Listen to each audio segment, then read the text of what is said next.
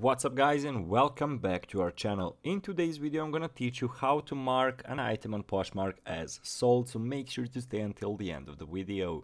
But before we move on, it would mean so much if you subscribe to our channel and hit that notification bell on so you stay alerted whenever we post another awesome video. So guys, how to mark something as sold on Poshmark. Currently I do not have any listings, but we can do it this way. So how to mark it as sold?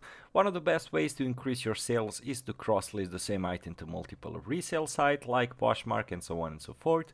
So how to basically make them sold on Poshmark? So click edit listing button in Poshmark, as you can see over here. Then scroll down to find quantity section for the listing. As you can see, we are having single item, multi-item. If you have more than one item, select multi-item for the quantity, of course.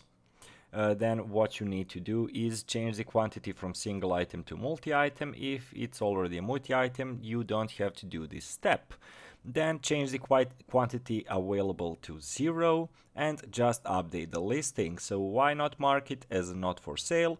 Not all listings can be marked for not for sale. If there are activity offers on the item, there it cannot be marked as not for sale. There is a workaround for changing the size, but you can only change the size of a listing 3 times in a Poshmark. So, and also guys, my honest opinion, not for sale. The better thing for it to see is 0 items available, just out of some marketing reasons. That's just my honest opinion.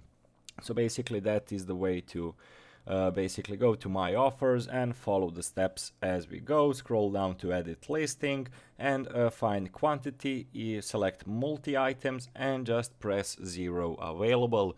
So that's the entirety of the process on how to mark a Poshmark listing as sold.